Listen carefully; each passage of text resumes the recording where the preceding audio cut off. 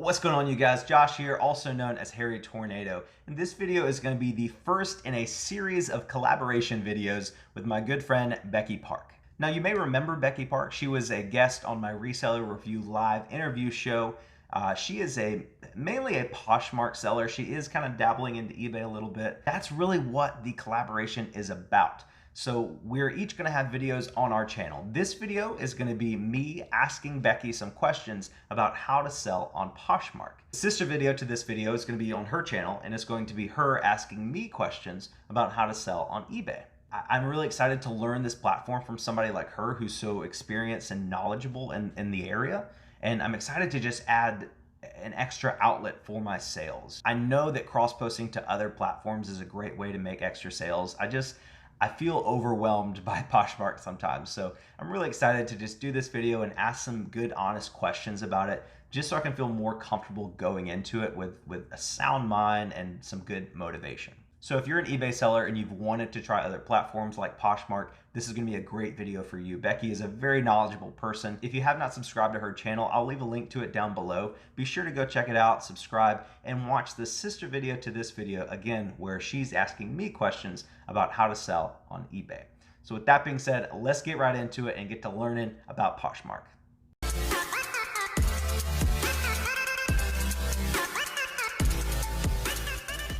So Becky, the first thing I want to talk about is the shipping on Poshmark. I've seen people post, the Instagram packages of everything going out on Poshmark, and they're using like large flat rate boxes to send sweaters in. I don't get it. Tell me what you know about shipping on Poshmark. Well, Josh, shipping on Poshmark is so easy, especially compared to eBay. eBay shipping sucks and Poshmark shipping is so simple. And the reason why it's simple is because Poshmark has some sort of magical relationship with USPS where they have made it so that anything up to 5 pounds will only cost the buyer $6.89. So the nice thing about that is even if you are sending a pair of really heavy boots or something and they're right at 5 pounds, you can still send that for $6.89 versus over on Mercari or on eBay, it's like, I don't even know how much because that's how little I know about eBay shipping. And the nice thing too is you can use any USPS priority mail box or even the flat rate boxes. And you can do all of that as long as it's up to 5 pounds. Now, if it is more than 5 pounds, you do have to pay for additional, it's either like ounce or pound, I don't remember. And you just go in through Poshmark and you can figure it out with them and they'll send you a new label. But it is really nice and it's really easy because it's just a flat fee. And while you can offer discounted shipping or free shipping, typically buyers go in knowing that they are going to pay that $6.89 shipping fee. When it comes to the fees on Poshmark, I don't know if it's like a one-time fee or if there's a percentages, or I don't know anything about Poshmark. What are the fees like when you sell an item on Poshmark? I'm not gonna lie, Josh, they kind of suck because it's really high. Poshmark does take 20% of whatever you sell your items for.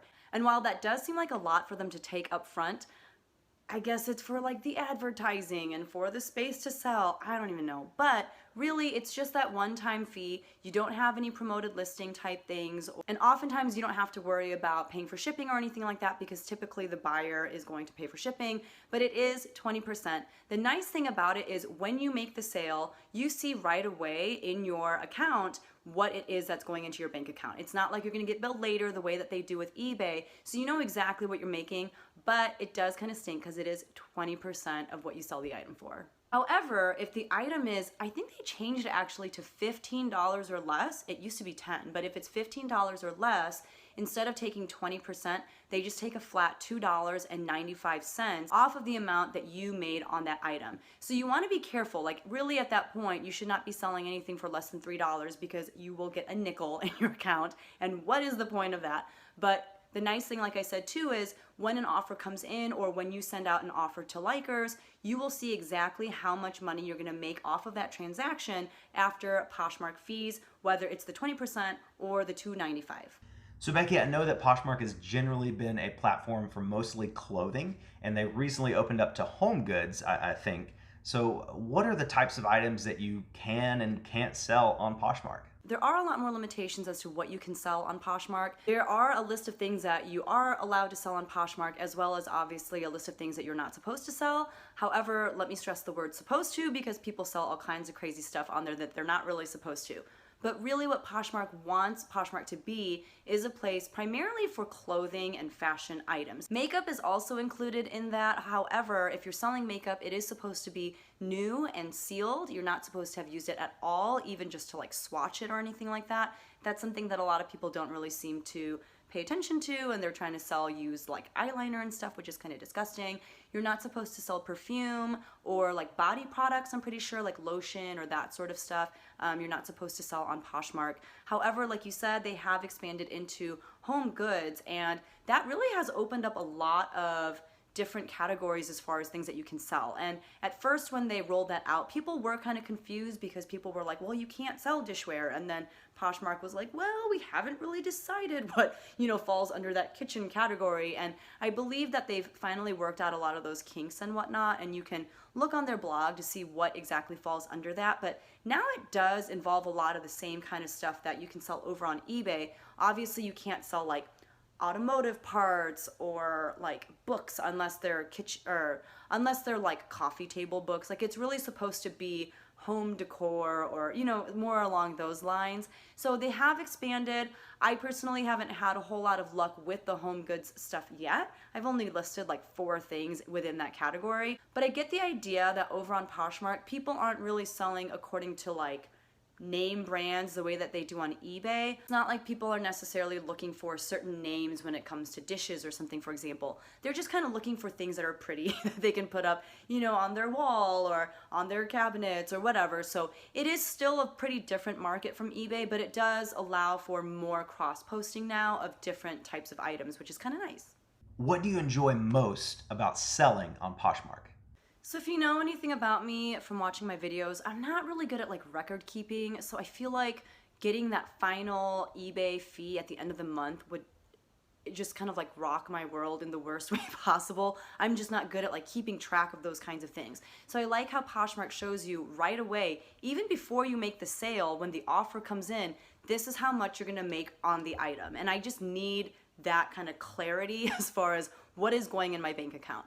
I also like how intuitive the app is, and you can also use Poshmark on, your computer, but the app itself is just so easy to use. It's very similar to like Instagram or Facebook. I feel like without having to learn a lot about how like the app is designed or anything, I just naturally was able to use it with ease. Whereas with eBay, it literally took me like 10 minutes the other day to find my seller portal. Like I didn't know where the My eBay thing was to see what things I had available to sell, because it just isn't as intuitive. I feel like there's so much happening on that site. So the fact that Poshmark is a little bit more limited as far as what you can sell and what they have showing up in the feeds and whatnot, it does make it easier to use, and I'm all about easy, so that's what I like. Of all the items you've sold on Poshmark, what have been the ones that have sold best for you? What's kind of like your bread and butter items that you always sell and you always love selling, and just what's sold best for you on Poshmark? This is a really hard question to answer because I don't know that there's one category that has sold the best. If I had to say what sells the fastest and with the least amount of negotiating, I'd actually say men's items. Like men on Poshmark seem to just know what they want. They just come in, they find it, and then they buy it. Like a lot of times they don't even send you an offer. They just are fine with your asking price. That's why they're in your closet in the first place, is because they saw that you were trying to sell something for a reasonable price. So they'll just come right out and buy it. As far as like what kinds of clothes sell the best, I feel like I have the most luck with shoes. As far as the highest dollar value of items, obviously is going to be things like jackets and whatnot, just because they're also, more expensive just at a regular retail store too. So if you can just kind of think about while you're outsourcing, what types of things do people generally have to spend a lot of money for anyway, whether it's brand new or used. If you can try to source with that in mind and kind of hit up those sections of the store first, so hit up outerwear and then hit up shoes or jewelry or accessories or whatever. I like, buying and selling shirts, but they probably have the smallest amount of return for me because shirts aren't even that expensive at the store. So just, I don't know. There's a wide range of things that I've sold for a decent amount, but as far as what is going to bring me the most money, I'd say outerwear and shoes. And Becky, now for a fun question. We're both fans of The Office. The Office is arguably the greatest TV show of all time. So what character on The Office do you relate with the most? I have a feeling we're gonna answer with the same person.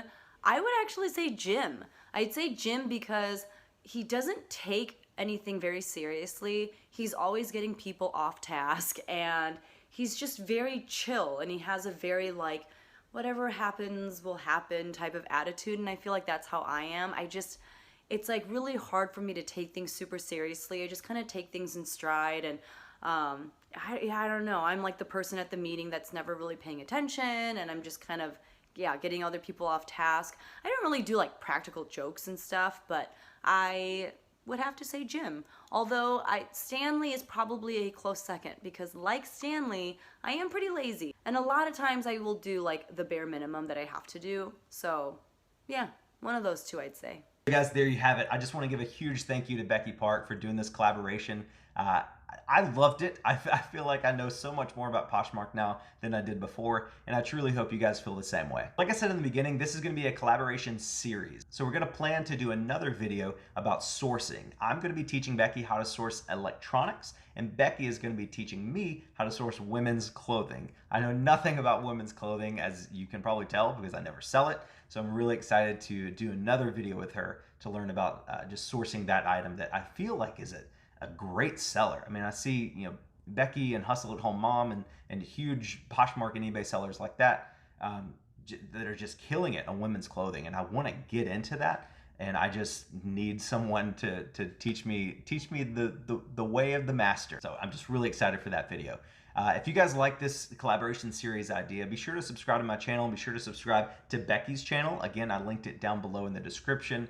We're going to be posting, brother and sister videos on each topic, so it should be a fun kind of follow along to see each person's point of view. If you guys like this video, be sure to let me know down in the comments. The whole point of this collaboration series is to, as I learn a new platform and as Becky learns a new platform, we want to not only grow ourselves and our knowledge and our businesses, but we want to share it with you guys so you can grow in your financial success as a reseller as well. So if you learned anything from this video, drop a comment down below. Let me know, one cool thing you learned about Poshmark that maybe you didn't know before.